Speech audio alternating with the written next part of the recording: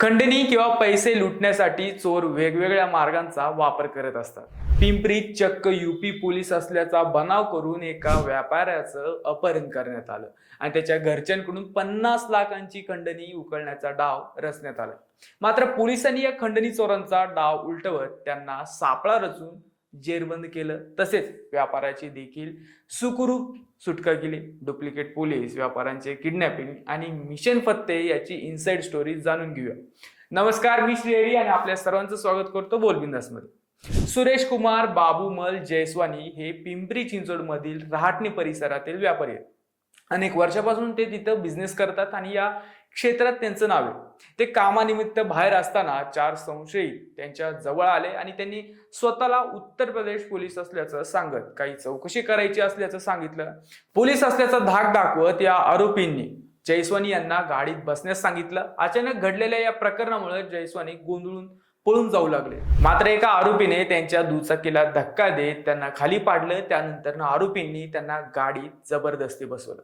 यावेळी परिसरात काही नागरिक उपस्थित होते, मात्र आरोपी आपण पोलीस असल्याचं सांगत होते, त्यामुळे कोणीही हस्तक्षेप करण्यास धजावत नाही. आरोपी जयस्वानी यांना कारमध्ये बसवून तेथून वेगाने पसार झाले. त्यानंतर काही वेळातच आरोपींनी जयस्वानी यांच्या मोबाईलवरून त्यांच्या भावाला फोन केला. त्यांनी जयस्वानी यांचे अपहरण केल्याचं सांगितलं. 50 लाखांची खंडणी मागितली. पैसे दिले नाही तर जयस्वानी यांना ठार मारण्याची धमकी आरोपींनी दिली. या फोन नंतर कुटुंबीय घाबरले, साहजिक आहे. मात्र त्यांनी तात्काळ पोलिसांशी संपर्क साधला व संपूर्ण घटनेची माहिती दिली. या प्रकरणाचे गांभीर्य लक्षात घेत गुन्हे शाखेच्या पोलिसांनी तातडीने तांत्रिक तपास सुरू केला. जयस्वानी यांच्या भावाला विश्वासात घेऊन आरोपींशी फोनवर संपर्क कायम ठेवण्यास सांगण्यात आलं. त्याच वेळेस मोबाईल क्रमांकाचे तांत्रिक विश्लेषण करण्यात आले. कॉल लोकेशनच्या आधारे आरोपी शहराबाहेर पळाल्याचे निष्पन्न झालं. टेक्निकल माहितीच्या आधारे पोलिसांनी आरोपींचा माग काढत सुमारे 100 किलोमीटर पर्यंतचा पाठलाग केला.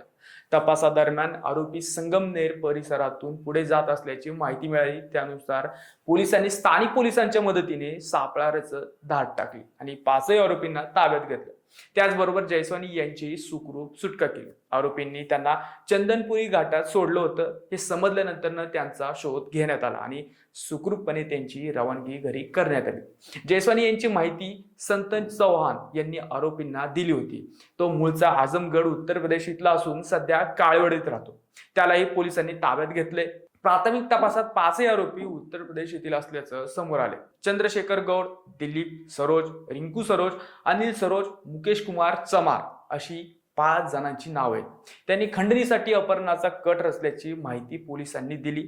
या प्रकरणाचा पुढील तपास सुरू आहे. खरं तर रहाटणी परिसरातील एका सीसीटीव्ही कॅमेऱ्यात अपहरणाची घटना कैद झाली होती. यात संशयित आरोपी व्यापाराजवळ येऊन स्वतः पोलीस असल्याचं सांगतात. त्यांच्याशी बोलताना दिसतात. काही क्षणातच ते जयस्वानी यांना जबरदस्तीने कारमध्ये बसून तेथून निघून जात असल्याचं फुटेजमध्ये दिसते. या सीसीटीव्ही फुटेजमुळेही पोलिसांना तपासात मोठी मदत झाल्याची सूत्रांनी सांगितलं. पोलीस असल्याचं सांगून चोरांनी अनेकांना गंडा घातल्याची उदाहरणं आहेत.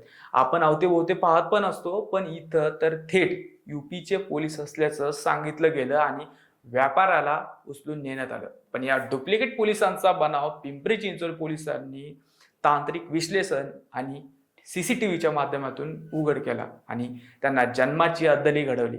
असं असलं तरी वाढती गुन्हेगारी आणि चोरांच्या नवनवीन आयडियाज बघता सर्वांनाच अधिक अलर्ट राहावं लागणार हे मात्र नक्की.